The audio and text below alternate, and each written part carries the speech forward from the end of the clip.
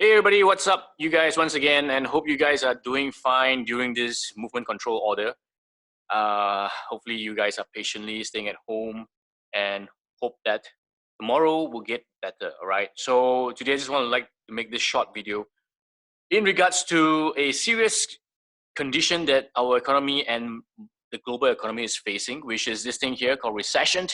Yes, we are confirmed that the global economy has gone into a recession. And the last recession, it happens in 2008 during the dot-com bubble, and as well as 1997, where the Asia financial crisis. All right, and why should you be concerned? All right, everybody should be concerned about recession, right? Take a look at this.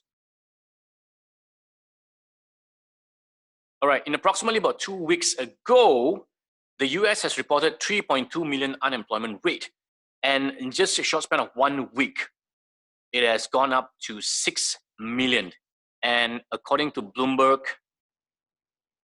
the global unemployment rate has almost go up to 25 million people. And in Malaysia, the unemployment rate is expected to hit 4% this year due to COVID-19. And this is what we are worrying about. Take a look at this. In comparison, during the global financial crisis, our unemployment rate was at 3.7% in 2009. And during the Asia financial crisis in 1998, the unemployment rate was at 3.2%. All right, that means due to this COVID-19, we are going to face one of the highest unemployment rate in history, all right, in the past 20 years. So why should you be concerned? Would you be one of them, all right, to lose your job? So this is something will be very scary. Hopefully that if you guys are in your job, hopefully you guys can secure your job, all right? Secondly is we're talking about the monetary issue where money is going to lose its value greatly. Now, why I say that is because the banks around the world is cutting interest rate like nobody's business just to actually stimulate the economy. And why they're doing this is because they don't want to encourage saving, all right? Because your fixed deposit is not going to earn anything. So the biggest loser will be keeping money in the FD because the interest rate has gone so low that you're barely earning anything putting the money in the FD. So that's why they are actually cutting the interest rate, hopefully that you are spending to stimulate the economy. But the thing is, a lot of people doesn't go out these days. We are restricted. That doesn't help. And what makes things worse is governments around the world are actually printing money. They are constantly printing money, which is, to me, in my personal opinion, this doesn't help because it will actually increase inflation so greatly that your money will worth less and less in value. For example, if your $10 note is worth $10 in value today to buy a $10 good in value, probably in the next couple of months or a year, your $5 could possibly only buy $5 in value of goods. So that is what happened in Indonesia last time during the economy broke down, where government keep printing money. So there are more supply in the market and hence the value drop. So imagine if you are keeping a lot of money in your fixed deposit and you are not earning any interest, your money gets devaluated, and that's a really, really bad things to actually, to imagine with. So the other thing is, the third thing is why you should be concerned about recession is because crime rate will constantly increase. Imagine we have about 4%, all right? We have about 4% unemployment rate expected, all right? If you times that with 30 million, that's a lot of people being unemployed. And if you read articles, recently the B40, B30 people, they are suffering and they are facing huge challenge to even put meal on their table. So due to desperation in this kind of situation, people will do everything to actually get food into their table. This is scary. So guys, be safe and take care. All right. Expected crime rate will actually increase. And fourth, a lot of business will actually collapse, right? Not only small businesses. I also read recently this article, pretty scary, where you see, if you know who Christy Ng is, she is a fashion entrepreneur and founder of shoe retailer. She has been losing sleep and weight over the MCO, all right? And as she watches her bank account depleting with no proper income stream, she is desperate to do anything to actually, uh, get the money, all right, selling her valuables and things like that. So this article also says that she's getting depression and things like that. So it is, it's a very tough time for retailers. A lot of business will actually get affected and close down. Hence, there'll be more and more jobs lost because of employer is closing down and things like that. So, and during times like this, what can you do? Right? What can you do? First of all, cut, and cut. All right. The most important thing is to cut expenses as much as possible, because you want to stay in cash as much as possible, because cash flow management at this point in time is very important. All right. You need to actually hold on to your cash flow until things get resolved. But who knows when this thing is going to get resolved? All right. The MCO may be extended and things like that. The economy might get worse. All right. So people are losing jobs. They're not getting incomes, and we are constantly spending to survive. So cut every unnecessary expenses, leave at the bare minimum. And that said, even electricity, water, or whatever it is, you have to cut to the bare minimum to actually save back on all these costs, so that you can hold on to cash longer and you can survive longer, right? Secondly is Malaysians, due to the government is doing some initiative that there is a loan waiver. All right, so hopefully that you guys are conscious about it and you guys know what is going on.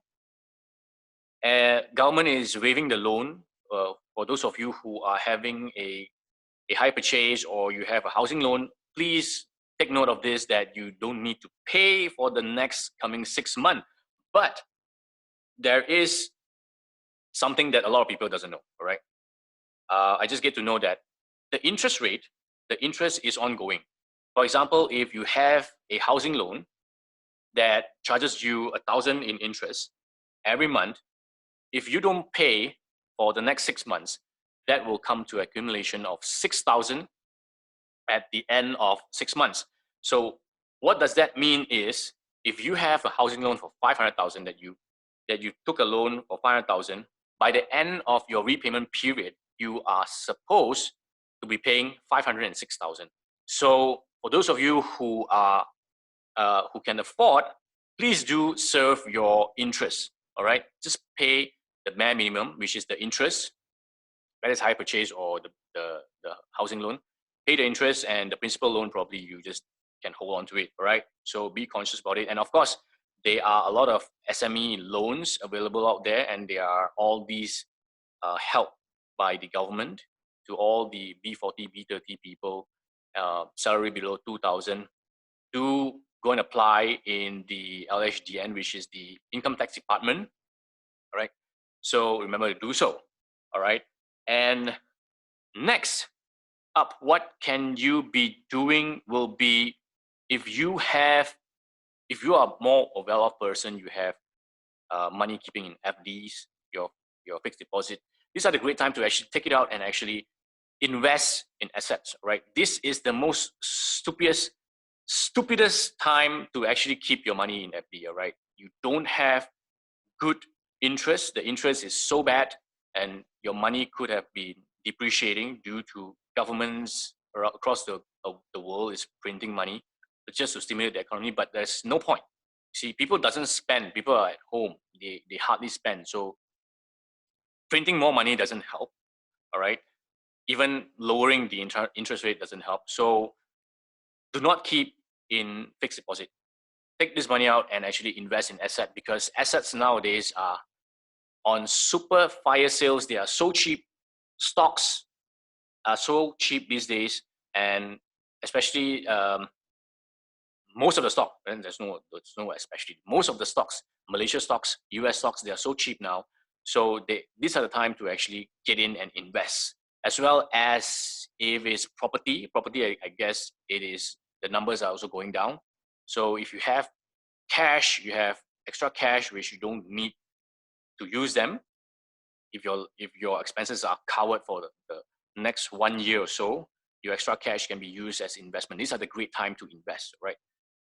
There's no point keeping money in FD. It's the stupidest thing to do, right? And lastly, what could you be doing will be, this is what I would like to emphasize a lot, which is constantly learning and upgrading skills. It is very, very crucial and important. And here is why. Let me tell you this.